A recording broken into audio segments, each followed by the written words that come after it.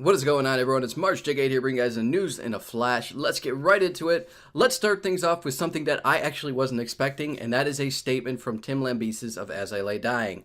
To those of you who have missed this story, and I wouldn't be surprised if you did or if you forgot about it, back in 2014, Tim Lambesis was given a 6-year sentence in prison after he was convicted of solicitation of murder when he tried to hire a hitman to murder his wife. And then the hitman turned out to be an undercover cop. I remember that Alternative Press did an awesome interview with him over why and how all of this went down, and I'll leave that down below. But basically, according to him, it was over marital issues, his use of steroids, him cheating, and various other reasons. But we're getting off topic right now. Let's jump back into it. Anyways, he served 2.5 years of the sentence before he was released back in early 2016. And now, out of the blue, he released a statement on As I Lay Dying's page. Not just any statement either. This is a full-on lengthy apology. Apology to his former wife, to his kids, his family, to his fans.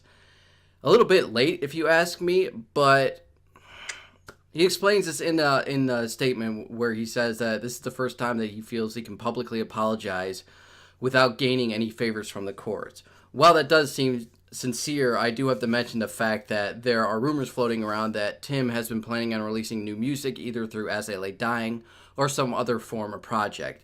I'm not going to play devil's advocate here unless he announces in a week or two that he's dropping a surprise album, but I'm going to give him the benefit of the doubt on that. Either way around, check out his statement below and let me know what you guys think about this whole story. Do you think that in this day and age where we see celebrities and band members left and right being crucified over public allegations, do you think that somebody like him deserves a second chance, or are you on the side of, no, the dude tried to have someone kill his own wife, there's no coming back from that? Let me know down below. Call of Duty World War II has announced their first DLC pack called the Resistance, which includes 3 new maps, many of them which are following the theme of the DLC pack name.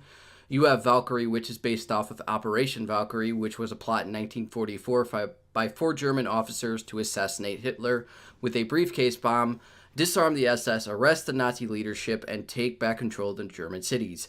That unfortunately did not go as planned, and the attempt failed. And in the end, all 4 of those German officers were executed.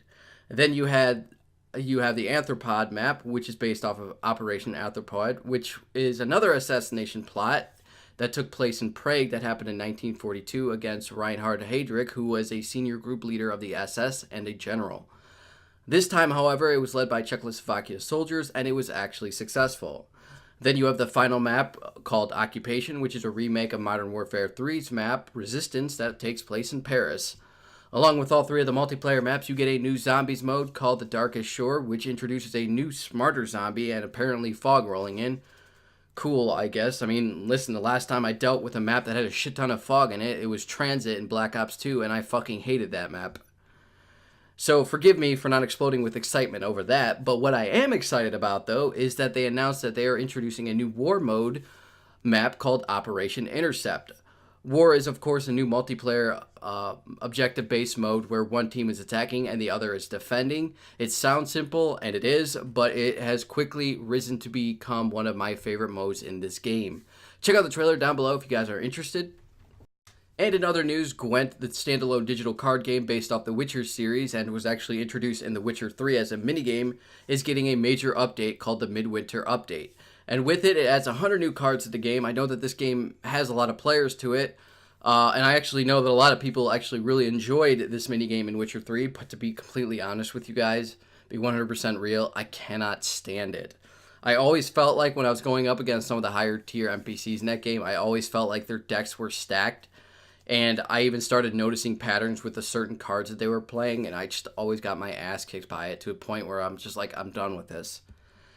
Anyways, though, if you guys are interested in checking out this update, it is live now, and the trailer can be found below as well. Moving right out of that story into our next one, deals right in with The Witcher 3, who just got a nice 4K patch for Xbox One X users out there. With this patch, you now have access to 2 modes. You have 4K mode, which runs at a 4K resolution at a stable 30 FPS. And then you have performance mode with the dynamic resolution scaling that ranges from 1080p to 4K resolution, and that targets around the 60 FPS area. Both of these modes will support HDR, and they will also bring enhanced shadows, ambient occlusion, and texture filtering. PS4 Pro is also set to get a patch to introduce HDR support soon. And finally, to close things off, Dashboard Confessional has released a new music video, We Fight, along with a new song with Cash Cash called Belong. Code Vein, the new anime vampire Dark Souls game, just released a new trailer which includes the opening song for the game. It's actually pretty good, guys. But this trailer also gives us a good idea of the differences between the two titles.